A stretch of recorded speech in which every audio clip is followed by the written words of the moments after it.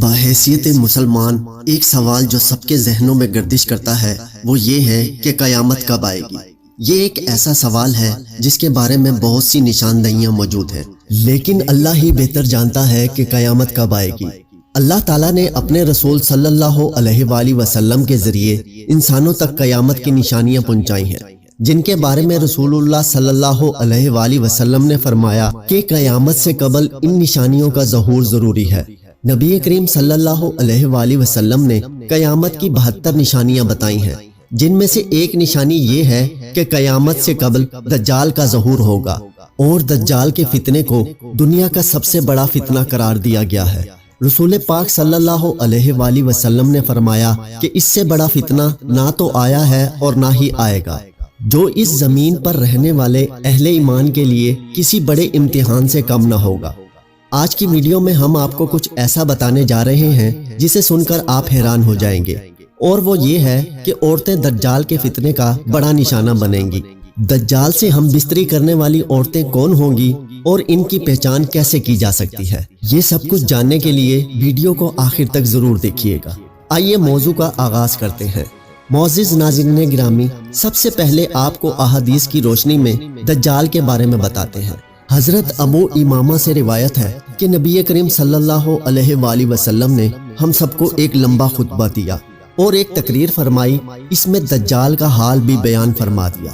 آپ صلی اللہ علیہ وآلہ وسلم نے فرمایا کہ جب سے اللہ نے زمین پر انسان کو بھیجا ہے، اس کے بعد سے اب تک اللہ تعالیٰ نے زمین پر دجال سے بڑا فتنہ پیدا نہیں فرمایا۔ تمام انبیاء اپنی امت کو دجال سے خوف دلاتے رہے ہیں، کیونکہ تمام انبیاء علیہ السلام کے آخر میں ہوں اور تم ہی آخری امت ہو۔ دجال تم ہی لوگوں میں پیدا ہوگا، اگر وہ میری زندگی میں ظاہر ہو جاتا تو میں تم سب کی جانب سے اس کا مقابلہ کرتا، لیکن چونکہ وہ میرے بعد ظاہر ہوگا اس لیے ہر شخص اپنے نفس کی جانب سے اپنا بچاؤ کر لے، اللہ میری جانب سے اس کا محافظ ہوگا۔ سنو، دجال شام اور عراق کے مابین مقام حلہ سے ظاہر ہوگا اور اپنے دائیں اور بائیں پائے جانے والے ملکوں میں فساد پیدا کرے گا۔ آپ صلی اللہ علیہ وآلہ وسلم نے فرمایا، اے اللہ کے بندو، اپنے ایمان پر قائم رہنا، میں تم کو اس حالت میں بیان کرتا ہوں جو تمہیں آج تک کسی نے نہیں بتائی۔ پہلے تو وہ نبوت کا دعویٰ کرے گا، پھر کہے گا کہ میں خدا ہوں۔ تم مرنے سے پہلے خدا کو نہیں دیکھ سکتے تو پھر دجال کیسے خدا ہو سکتا ہے؟ آپ صلی اللہ علیہ وآلہ وسلم نے فرمایا، دجال کانا ہوگا اور تمہارا خدا کانا نہیں ہے، اور اس کی پیشانی پر کافر لکھا ہوگا، جسے ہر مومن عالم ہو یا جاہل سب پڑھ لیں گے۔ اس کے بعد آپ صلی اللہ علیہ وآلہ وسلم نے فرمایا، اس کے ساتھ جنت اور دوزخ بھی ہوگی، لیکن حقیقت میں وہ جنت دوزخ ہوگی اور دوزخ جنت ہوگی۔ تو جو شخص اس کی دوزخ میں ڈالا جائے گا اسے چاہیے کہ وہ سورہ کاف کی ابتدائی آیات پڑھے، تو وہ دوزخ اس کے لیے ایسا ہی باغ بن جائے گی جیسے کہ وہ آگ جو ابراہیم علیہ السلام پر گلزار ہو گئی تھی۔ روایت کے مطابق اس کا ایک فتنہ یہ بھی ہوگا کہ وہ ایک شخص کو مار کر چیر کر اس کے 2 ٹکڑے کر دے گا اور کہے گا کہ دیکھو اب میں اس بندے کو ملاتا ہوں، تو کیا اس کے بعد تم لوگ کسی اور خدا کو مانو گے؟ اللہ تعالیٰ اس دجال کا فتنہ پورا کرنے کے لیے اس شخص کو دوبارہ زندہ کرے گا۔ دجال اس سے پوچھے گا کہ تیرا رب کون ہے؟ تو وہ کہے گا کہ میرا رب اللہ ہے اور تو خدا کا دشمن دجال ہے۔ خدا کی قسم، اب تو مجھے تیرے دجال ہونے کا پورا یقین ہو گیا ہے۔ دجال کا ایک فتنہ یہ بھی ہوگا کہ وہ آسمان کو حکم دے گا تو بارش برسائے گا، اور دجال جب زمین کو حکم دے گا تو زمین سبزہ اگائے گی، اور اس روز چرنے والے جانور خوب موٹے تازے ہوں گے۔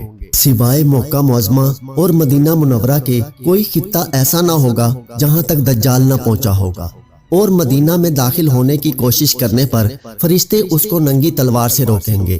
ناظرین گرامی، جہاں تک تعلق اس بات کا ہے کہ عورتیں دجال کے فتنے کا سب سے زیادہ شکار ہوں گی، تو آپ کو بتاتے چلیں کہ دجال قوم یہود میں سے ہوگا، جس کی پیروکار عورتیں اور یہودی ہی ہوں گے، جس سے معلوم ہوتا ہے کہ عورتوں کے فتنے کا شکار عورتیں ہی ہوں گی۔ ایک روایت میں آتا ہے کہ کٹر یہودی عورتیں دجال سے ناجائز تعلقات بنانے کی بھی کوشش کریں گی، اور اس کے جسم کو اپنانے کے لیے ان یہودی عورتوں میں جنگ چھڑ جائے گی، اور یہ عورتیں دجال کو اپنی جانب مائل کرنے کے لیے طرح طرح کے ہتھ کنڈے اپنائیں گی۔